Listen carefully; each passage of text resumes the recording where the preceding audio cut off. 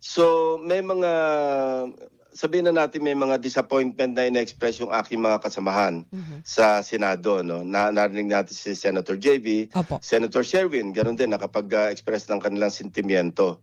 Now, sabi ko, hindi naman ako nagsisilbi bilang chairperson ng Blue Ribbon Committee at the pleasure of the President of the Philippines, at the pleasure of netizens, at the pleasure of bashers, at not even at the pleasure of the public. Opo. I serve at the pleasure of my peers. No?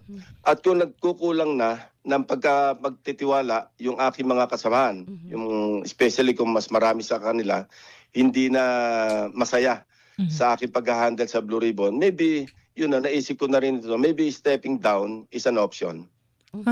Sir, kino-consider niyo po yan?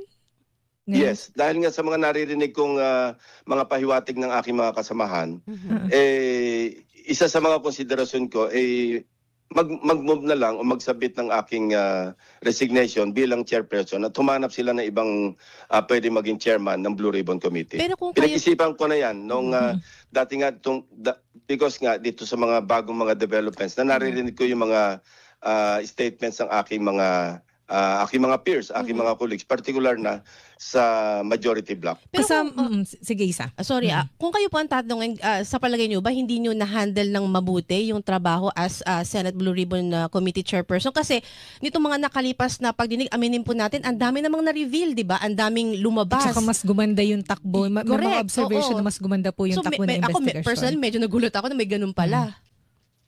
Kung ako tatanungin, siyempre, sasabihin ko, maayos ang aking pag-handle. Dangan nga lang, lagi may gumugulo. Hindi pa nga nagsisimula yung pagdinig, pagkatapos ng court order, meron na agad ng gugulo. So doon nagkakaroon ng perception na hindi maganda yung pag-handle. Pero I think, and I honestly think na maayos yung aking pag-handle. Pero sabi ko nga, nagsisilbi naman ako bilang chairman at the pleasure of my peers. Kung wala silang tiwala sa akin, kung mayroon sa kanila walang tiwala, then hindi naman ako ganun kamanhid para hindi ko maramdaman yon dahil nga nakapag-express na sila ng disappointment. At kung ang dahilan dahil meron nasa sangkot, meron mga pangalan ng aking mga colleagues na nababanggit. Sabihin na natin, dating Senate President Escudero, si Senator Estrada, Senator Villanueva. Ang tingin nila, bakit ang pinupuntirya, rightly or wrongly, at sasabihin ko, false yung narrative na nasusundan na pinupuntirya ko lang yung aking mga kasamahan at iniiwas ko doon sa sinasabing mismo mga arkitekto ng lahat ng ito na sina dating Speaker Romualdez at dating Congressman Saldico. Well, I'm telling you, that's a false narrative. Pero kung ang pananaw ng aking mga kasamahan sa mayorya, gano'n na nga ang tinutumbok na direksyon ng Blue Ribbon Committee hearings, sino naman ako para mag-insist na mag-chair pa ng committee? Opo, pero nakausap niyo na po si Senate President Soto regarding po dyan sa usapin na yan? Hindi pa.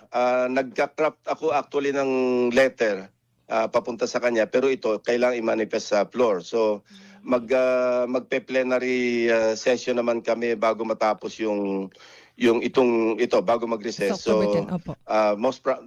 palagay ko doon ko dapat ihayag ito.